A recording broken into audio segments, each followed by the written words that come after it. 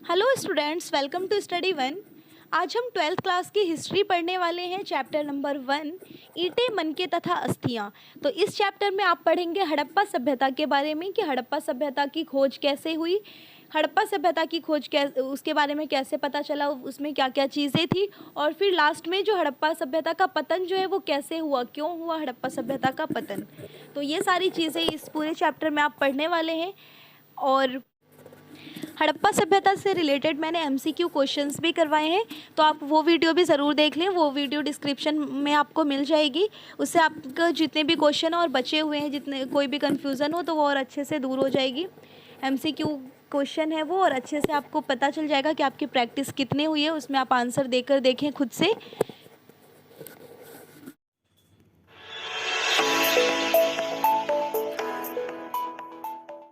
हड़प्पा सभ्यता की खोज 1921 में की गई। हड़प्पा सभ्यता की खोज जो है वो 1921 में हुई थी। और किसके द्वारा की गई? तो दयाराम साहनी द्वारा 1921 में हड़प्पा सभ्यता की खोज की गई। और सबसे पहले हड़प्पा नामक स्थान की खोज हुई थी। सबसे पहले जो है हड़प्पा सभ्यता में हड़प्पा नामक स्थान की ही खोज हुई थी। और ये जो है अभी जो है ये पाकिस्तान में, जो ये हड़प्पा नामक स्थान है, ये अभी इस टाइम पर पाकिस्तान में है। इसकी खोज 1921 में की गई। और किसके द्वारा की गई? तो दयाराम साहनी द्वारा। दयाराम साहनी इनके द्वारा की गई थी 1921 में। इसके बाद अफगानिस्तान के शोरतुघोई नामक पुरास्थल से हड़प्पा सभ्यता में नहरी सिंचाई के अवशेष मिले हैं। हड़प्पा सभ्यता जो है वो सिर्फ भारत तक नहीं है, क्योंकि पहले जो है वो सबसे पहले अगर देखें हम तो भारत, पाकिस्तान, अफगानिस्तान, ये सब जो है एक साथ मिले हुए थे। तो हड़प्पा सभ्यता जो है वो सिर्फ भारत में नहीं है, बाकी और भी देशों में है जो भारत के पड़ोसी देश में आते हैं। जैसे भारत है, पाकिस्तान, अफगानिस्तान, इन सब में है। तो अफगानिस्तान के जो शोरतुघोई नामक स्थान है, वहाँ पे हड़प्पा सभ्यता की नहरों की सिंचाई के अवशेष मिले हैं। हड़प्पा के पूरा स्थलों से मिले अनाज के दानों तथा पशु पक्षियों की हड्डियों से हड़प्पाई लोगों के भोजन की जानकारी मिलती है। हड़प्पाई लोग जो थे वो क्या क्या खाते थे, वो लोग कैसे भोजन, क्योंकि वो जो है खाना, तो खाना वो लोग क्या खाते हैं, कोई भी अगर पशु पक्षी को मार कर खाया जाता था शिकार करके, या फिर जो अनाज वो लोग खाते थे उन सब के जो दाने मिले, उससे पता चलता है हमें कि वो लोग क्या क्या चीज़ें खाते थे, उसकी जानकारी मिली है। तो सबसे ज़्यादा जो है वो लोग खाते थे गेहूँ और जौ खाया करते थे हड़प्पाई लोग।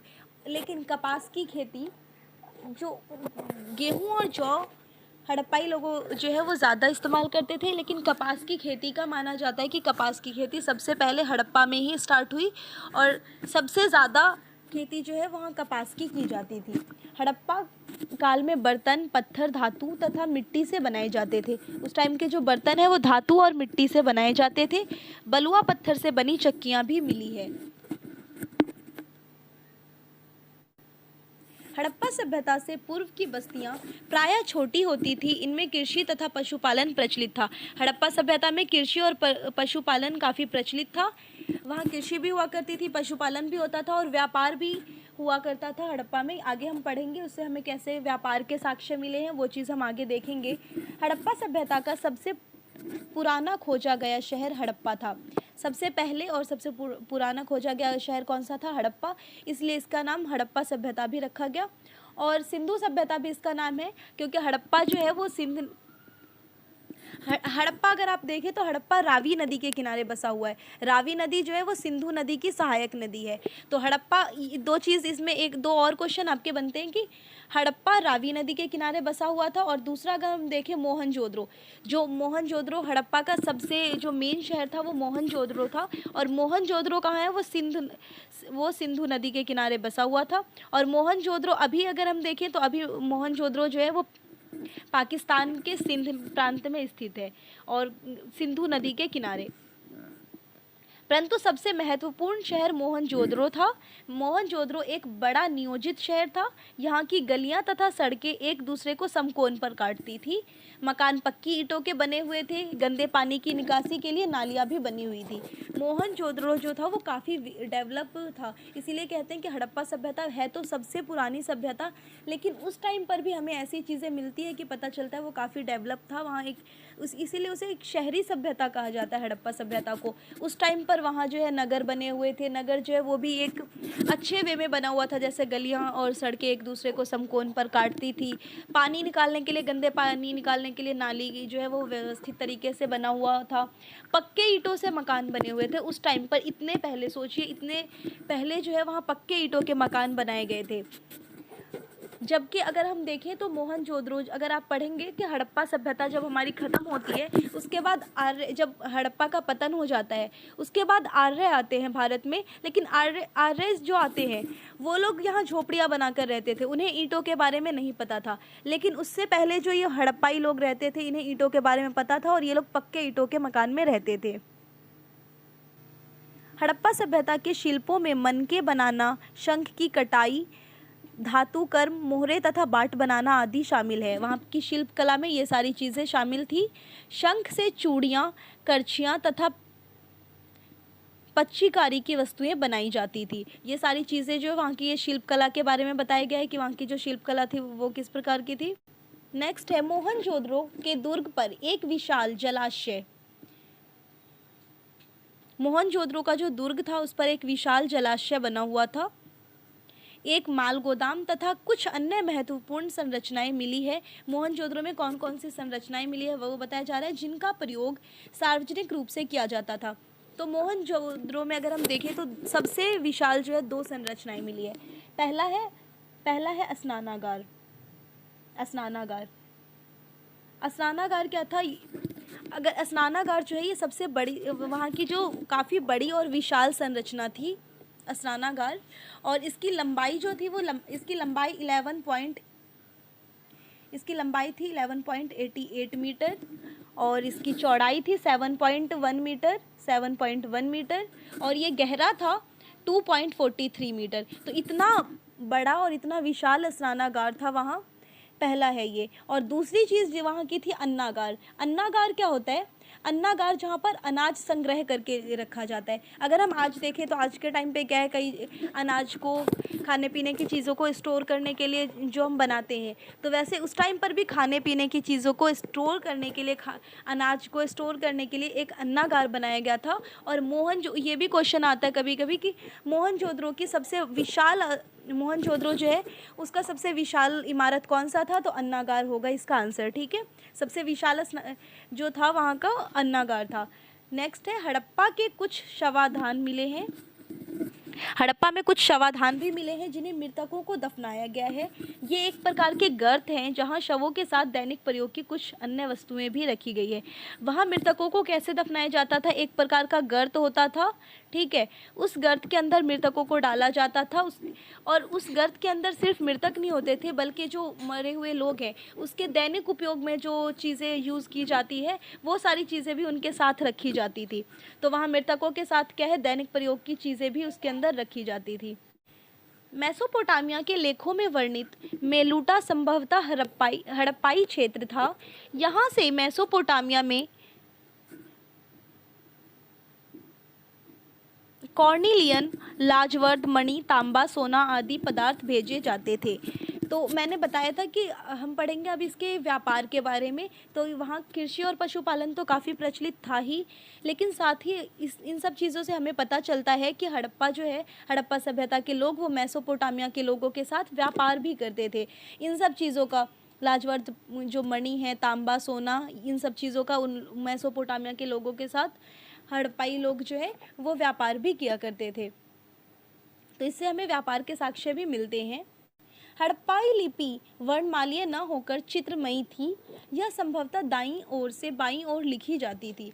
हड़प्पा की जो लिपि थी वो, जैसे अगर अभी की हम लिपि देखें तो हमारी क्या होती है, वर्णमालीय लिपि होती है, वर्णमाला लिखा हुआ होता है लाइन से। लेकिन उस टाइम की जो लिपि थी उसमें ऐसा कोई वर्णमाला नहीं था, बल्कि चित्रमयी थी। कुछ चित्र द्वारा संकेत दिया जाता था, कोई भी चित्र बनाकर। तो उस टाइम की लिपि चित्रमयी थी। प्लस उस टाइम की जो लिपि थी वो दाईं से बाईं ओर लिखी जाती थी। सिंधु घाटी सभ्यता की लिपि को अभी तक पढ़ा नहीं जा सका। इस संबंध में खोज करने वाले भी विद्वान ये मान चुके हैं कि इस लिपि को पढ़ना संभव है। इस लिपि को पढ़ना असंभव है, क्योंकि इस लिपि को समझने के लिए हमारे पास आवश्यक स्रोत नहीं है। तो हड़प्पा की जो लिपि है उसे पढ़ना असंभव मान लिया जा चुका है कि इसे पढ़ा नहीं जा सकता। तो इसके आपके 3 से 4 पॉइंट बन सकते हैं। हड़प्पा लिपि के अभिलेखों के लगभग 4000 नमूने प्राप्त हो चुके हैं, लेकिन ये उतने लंबे नहीं हैं जितने कि दूसरे प्राचीन सभ्यताओं के। ज़्यादातर अभिलेख मोहरों पर हैं, जिन पर केवल 1 से लेकर 6 तक अक्षर ही लिखे गए हैं। सबसे लंबे अभिलेख पर सिर्फ 17 अक्षर ही हैं। सिंधु सभ्यता की लिपि के 600 से ज़्यादा अक्षर हैं। इनमें से 60 ही मूल अक्षर हैं और बाकी के मूल अक्षर की मात्राएं अर्ध अक्षर या अन्य अक्षरों के साथ जोड़कर बनाए गए हैं। आपका ये 4 मार्क्स का क्वेश्चन आता है कि हड़प्पा सभ्यता की लिपि कैसी थी। तो सबसे पहले तो आप इसमें लिख सकते हैं कि हड़प्पा सभ्यता की जो लिपि थी वो क्या थी, वो चित्रात्मक थी, भाव चित्रात्मक लिपि थी। और इस लिपि को जो है आज तक पढ़ा नहीं जा सका, क्योंकि विद्वानों का भी ये मानना था कि इस लिपि को पढ़ना असंभव है। तो ये था हड़प्पा सभ्यता की लिपि के बारे में। आगे अगर हम देखें तो शिल्प उत्पादन के लिए केवल स्थानीय माल का ही प्रयोग नहीं होता था। इसके लिए पत्थर, अच्छी लकड़ी तथा धातु आदि कच्चे माल बाहर से मंगवाने पड़ते थे। शिल्प उत्पादन जो वो लोग करते थे तो सारी चीज़ें जो है वो उनके यहाँ पर उपलब्ध नहीं थी। इसके लिए वो लोग जो है वो बाहर से भी माल मंगवाया करते थे। इससे हमें ये पता चलता है कि हड़प्पा सभ्यता के लोग जो है उन्हें व्यापार के बारे में भी जानकारी थी, वो व्यापार भी किया करते थे। हड़प्पा सभ्यता के शासक, अब अगर हम पढ़ेंगे वहाँ के शासक के बारे में, राजा के बारे में, कि हड़प्पा सभ्यता के टाइम पे क्या कोई राजा हुआ करता था, क्या वहाँ पर कोई शासक था। हड़प्पा सभ्यता में शासक राजा की महत्वपूर्ण भूमिका थी। सभी जटिल निर्णय उसी के द्वारा लिए जाते थे। तो अगर हम देखें हड़प्पा सभ्यता के शासक के बारे में, तो शासक वहाँ पर नहीं हुआ करते थे। वहाँ पर एक पुरोहित राजा की जो है वो हड़प्पा सभ्यता में एक पुरोहित राजा की मूर्ति मिली है, जिस मूर्ति को देखकर पता लगाया जाता है ऐसा कि हो सकता है कि वहाँ पर कोई राजा रहा हो, लेकिन राजा का वहाँ ऐसा कोई भी साक्ष्य नहीं मिला है कि हाँ कोई राजा था वहाँ, या उससे रिलेटेड कोई अभिलेख हो, या ऐसा कुछ भी नहीं था। तो वहाँ पर राजा है या था या नहीं, ऐसा भी इतिहासकारों को भी कुछ कंफर्म नहीं है। उन्होंने कुछ ऐसा नहीं कहा है कि वहाँ पर राजा था ही या फिर नहीं था, क्योंकि सिर्फ एक मूर्ति मिली है, उससे पता लगाया जाता है कि हो सकता है कि वहाँ पर कोई पुरोहित राजा रहा हो जिसकी ये मूर्ति है। और क्योंकि अगर हम वहाँ की नगर नियोजन पद्धति देखें हड़प्पा सभ्यता की, कि कितने अच्छे से सारी चीज़ों को जो है व्यवस्थित किया गया था, तो ऐसा तो तभी हो सकता है जब वहाँ कोई भी अगर शहर है उसमें बिना राजा के या फिर कोई भी बिना एक लीडर के ऐसा काम कैसे हो सकता है कि सब कुछ जो है वो एक जैसी हो, बिल्कुल एक अच्छी तरह से व्यवस्थित किया गया हो। जैसे वहाँ अगर ईंटों के बारे में हम देखते हैं तो ईंटें जो है वो सारी एक शेप की पाई जाती थी। एक हड़प्पा में जो और भी दूसरे स्थान है तो हर जगह जो है एक तरह की ही ईंटें पाई गई हैं। तो ऐसा तभी हो सकता है कि कोई एक शासक हो जो हर जगह को एक नियंत्रित कर रहा हो। तो इसके बारे में अभी पता नहीं लगाया गया कि वहाँ शासक, पता नहीं चल पाया है पूरे अच्छे तरीके से वहाँ शासक थे या नहीं। सिंधु घाटी सभ्यता की खोज में 2 पुरातत्वविद दयाराम साहनी तथा रखालदास बनर्जी का योगदान रहा है। इसमें 2 जो है आपको इन 2 पुरातत्वविद के बारे में सबसे ज़्यादा पढ़ना होगा। ये 2 नाम आपको याद रखना है। सबसे पहला अगर आप देखें दयाराम साहनी, तो दयाराम साहनी ने 1921 में हड़प्पा सभ्यता की खोज की थी। हड़प्पा की खोज किसने की? दयाराम साहनी ने। कब की? तो 1921 में। सेकंड हम देखते हैं रखालदास बनर्जी। रखालदास बनर्जी है, इन्होंने 1922 में मोहनजोदड़ो की खोज की। तो ये 2 मेन नाम जो है जो आपको याद रखने हैं। मोहनजोदड़ो की खोज किसने की? तो रखालदास बनर्जी ने। और हड़प्पा सभ्यता की खोज की दयाराम साहनी ने। मोहनजोदड़ो की जो है हड़प्पा सभ्यता के 1 साल बाद 1922 में खोज हुई है। तो 2 मेन नाम है, ये आपको याद रखने हैं। बाकी जो मोहनजोदड़ो के जो 6 मेन माना जाता था कि 6 मेन नगर थे वहाँ के, जिसमें आ जाता है मोहनजोदड़ो, हड़प्पा, लोथल, कालीबंगा, बनावली और चनहुद्रो। ये 6 मेन हैं और आपको ये मैप में भी शो करने के लिए आता है कि कौन सी जो है जगह वो कहाँ पर है, ये चीज़ बताने के लिए। तो मोहनजोदड़ो और हड़प्पा अगर हम देखें तो ये दोनों पाकिस्तान में है, ये आप कहीं पर नोट भी कर सकते हैं। मोहनजोदड़ो और हड़प्पा पाकिस्तान में है, लोथल गुजरात में, लोथल जो है वो गुजरात में है, और कालीबंगा, बनावली और चनहुद्रो, तो कालीबंगा जो है, कालीबंगा का मतलब होता है काली चूड़ियाँ, ये राजस्थान में है कालीबंगा। बनावली आपका हरियाणा में है, और चनहुद्रो, चनहुद्रो जो है ये, चनहुद्रो जो है ये गुजरात में है। हड़प्पा सभ्यता में अगर हम देखें तो वहाँ से रिलेटेड हमें काफ़ी जगह के बारे में पता चला गया है धीरे धीरे, जैसे जैसे फिर खुदाई स्टार्ट हुई तो काफ़ी जगह के बारे में पता चला। लेकिन सबसे मेन जो है वो 6 जगह को माना जाता है और इन 6 जगहों को नगर की संज्ञा दी गई है। तो ये आप लोगों को ये 6 मेन है, इसे याद रखना है। पहला है मोहनजोदड़ो और हड़प्पा, ये दोनों आपका पाकिस्तान में है। नेक्स्ट आता है लोथल, लोथल गुजरात में है। कालीबंगा, कालीबंगा का मतलब होता है काली चूड़ियाँ, और कालीबंगा राजस्थान में है। बनावली, बनावली हरियाणा में है। और फिर लास्ट आता है आपका चनहुद्रो, चनहुद्रो जो है पाकिस्तान के सिंध प्रांत में है ये। तो चनहुद्रो भी आपको पाकिस्तान में ही देखने को मिलता है। तो ये 6 मेन है जिसे नगर की संज्ञा दी गई थी। और इन सब में सबसे मेन अगर पूछा जाए तो सबसे मेन है मोहनजोदड़ो, जिसके अंदर 2 मेन इमारतें पाई गई है, स्नानागार और अन्नागार, जिसमें से सबसे मेन जो इमारत है वो कौन सी है, सबसे विशाल इमारत कौन सी है, वो है अन्नागार वहाँ का। इसके बाद एक और क्वेश्चन आता है कि अभी जो 1857 के बाद सबसे ज़्यादा जो जगह प्राप्त हुई है वो कहाँ हुई है, तो गुजरात में अभी तक में 200 जगहों की खोज हो गई है सिर्फ गुजरात में। तो सबसे ज़्यादा हड़प्पा से रिलेटेड जो है जगहों के बारे में गुजरात में पता चली है, जो कि लगभग 200 के करीब है। हड़प्पा सभ्यता का अंत, हड़प्पा सभ्यता का अंत कैसे हुआ? 1700 ईसा पूर्व के लगभग सिंधु घाटी की सभ्यता के पतन के लक्षण स्पष्ट दिखाई देने लगे थे। इस समय तक सिंधु घाटी सभ्यता के 2 प्रमुख केंद्र हड़प्पा एवं मोहनजोदड़ो नष्ट हो चुके थे। इस सभ्यता का अंत कब और कैसे हुआ, इस संबंध में अब भी मतभेद बना हुआ है। इसका सबसे बड़ा कारण हड़प्पा सभ्यता की लिपि का विद्वानों द्वारा नहीं सही से न समझा जाना है। अगर हम देखें तो हड़प्पा सभ्यता का अंत 1750 ईस्वी बताया जाता है, 1750 ईस्वी, 1750 ईसा पूर्व। और 1700 ईसा पूर्व तक हड़प्पा के जो 2 सबसे प्रमुख थे, हड़प्पा और मोहनजोदड़ो, दोनों नष्ट हो चुके थे। तो लगभग इसके आसपास में ही दोनों नष्ट हो गए। लेकिन इसका अंत कैसे हुआ, हड़प्पा सभ्यता ख़त्म कैसे हुआ, इस पर किसी भी विद्वान द्वारा जो है वो सही से कुछ भी बताया नहीं गया, क्योंकि इसके बारे में अभी तक पता लग ही नहीं पाया विद्वानों को। फिर भी अलग अलग विद्वानों द्वारा इसके पतन के जो है वो अलग अलग कारण बताए जाते हैं, क्योंकि एग्जैक्ट तो किसी को भी नहीं पता, लेकिन ऐसा अनुमान लगाया जाता है कि हो सकता है वहाँ जलवायु परिवर्तन के कारण उस सभ्यता का नष्ट हो गया हो। या फिर अगर हम देखें तो हड़प्पा जो है वो, हड़प्पा नदियों के किनारे बसा हुआ शहर था। तो नदियों के में बाढ़, ये भी संभव है कि नदियों में अगर बाढ़ आया हो तो इसकी वजह से भी, बाढ़ के कारण भी वहाँ का पतन हो सकता है। लेकिन कई विद्वानों द्वारा ये भी कहा जाता है कि इतनी बड़ी सभ्यता सिर्फ बाढ़ के कारण नहीं हो सकती।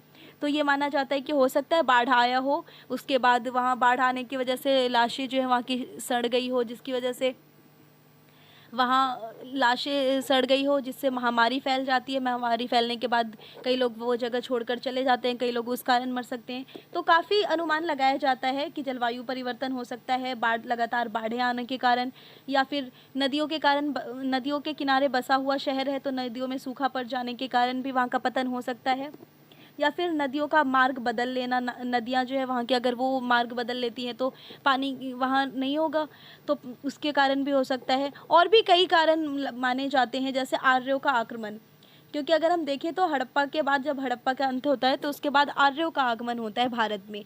तो आर्यों के आगमन के कारण, आर्यों ने आक्रमण किया हो हड़प्पा पे, उसकी वजह से भी या फिर आर्यों का आक्रमण हो या बाहरी आक्रमण उस टाइम पर आर्य ही आए थे। तो ये सारी चीज़ें की जाती है। तो आपको फर्स्ट ये 4 मार्क्स के क्वेश्चन में अक्सर आता है कि हड़प्पा सभ्यता के जो है पतन का कारण क्या था। तो उसमें आप लिख सकते हैं जैसे जलवायु परिवर्तन, लगातार बाढ़ है, इसे डिस्क्राइब करके लिख सकते हैं। फिर थर्ड में कर सकते हैं बाहरी आक्रमण। तो ये सारी चीज़ें आप लिख सकते हैं, क्योंकि हड़प्पा सभ्यता का जो एग्जैक्ट तो किसी भी को भी नहीं पता कि उसका पतन क्यों हुआ, लेकिन ये सारी चीज़ें जो है वो अनुमान ऐसा लगाया जाता है कि इन सब चीज़ों की वजह से हो सकता है वहाँ का पतन हुआ हो। तो ये था स्टार्टिंग से लेकर एंड तक हड़प्पा सभ्यता के बारे में और लास्ट में हड़प्पा सभ्यता का पतन। तो वीडियो आप लोगों को कैसी लगी ज़रूर बताएं, और अगर वीडियो पसंद आई हो तो लाइक करें। Thanks for watching.